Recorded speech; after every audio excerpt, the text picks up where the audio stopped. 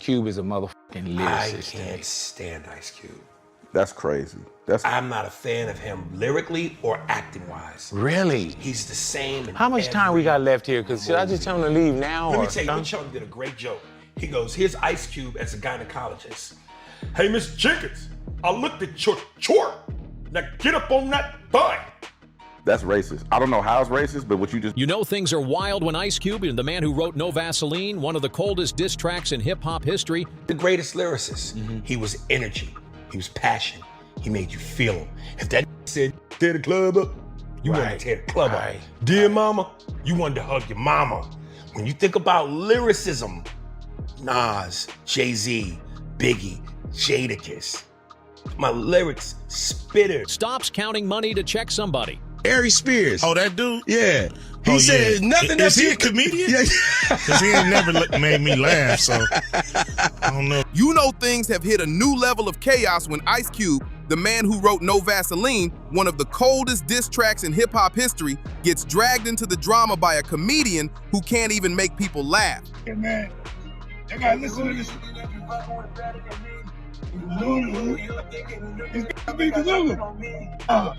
Nah, this hot right. Ice Cube wasn't just a rapper, he was a whole movement. He had energy, passion, and conviction. When he said, tear the club up, the crowd did.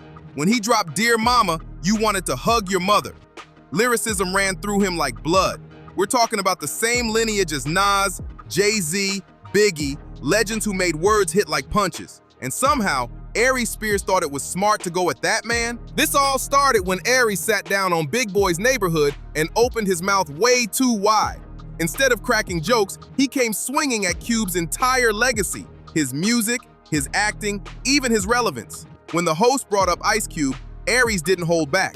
He said, I can't stand Ice Cube. I'm not a fan of him lyrically or acting-wise.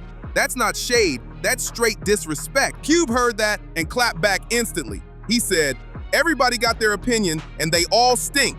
Then he laughed it off, but made sure to remind everyone. You know what he said?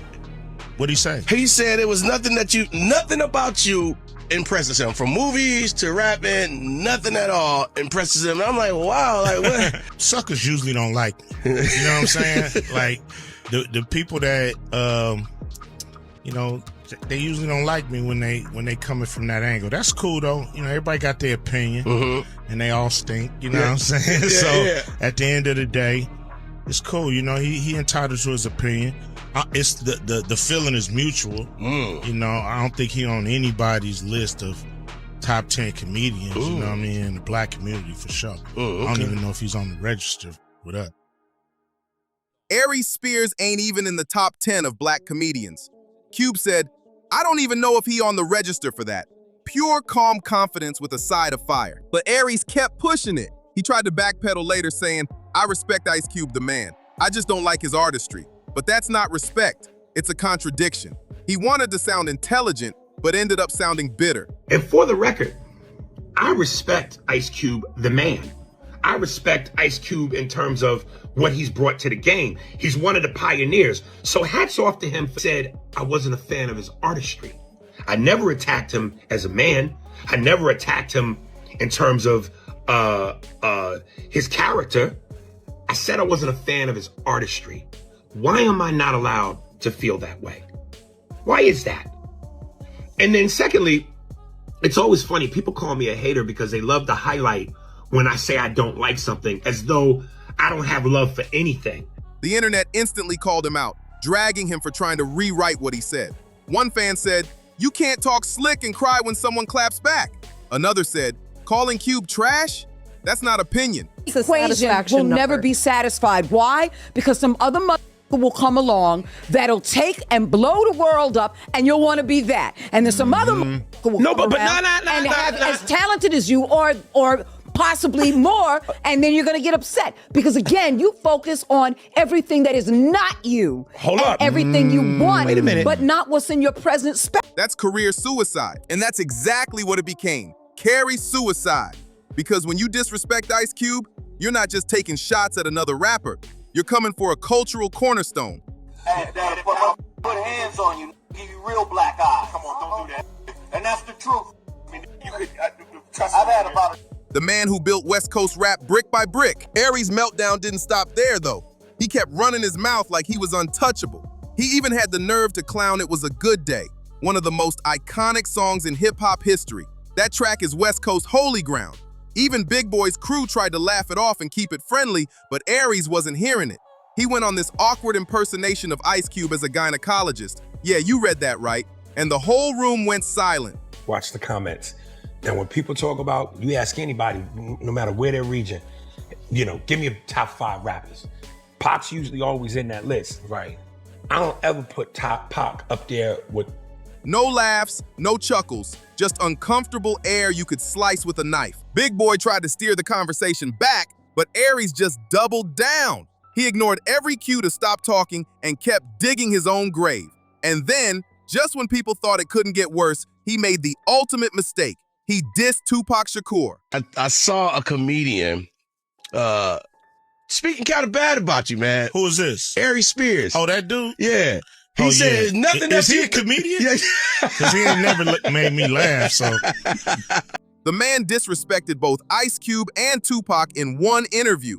That's not bold. That's reckless. Fans weren't just disappointed, they were done. The clip spread online like wildfire. One moment it was just a casual radio segment. The next it turned into a full-blown roast session against Aries Spears. Ice Cube was on when I'm just watching. Music, all of it. Movies, all of it. Yeah. I never really seen Ice Cube in films that weren't his. You know, like he kind of produced the vehicle that he was in. And it wasn't like he was just being an actor in someone else's film. Fans, celebs, and even other comedians piled on. The comment sections were ruthless. This man been unfunny since Mad TV, one person wrote. How you hate on Feud when your biggest role was a parody, said another. Then came 50 Cent, and when 50 gets involved, you know it's about to get ugly. 50 saw the interview and immediately jumped online, posting cryptic videos with that classic smirk of his. No names, no tags, just heavy trolling energy. Everyone knew exactly who he was talking about. He didn't need to say Aries' name, the timing said it all. You might wonder. I'm the poster child for the world's biggest hater. If you look up the word hate, it's my picture. When did we get to a point where unless your opinion, and last time I checked as human beings, we're all allowed to opinions. At what point does it get to where unless your opinion is favorable about a person or a thing and goes with the flow of everyone else, you're a hater?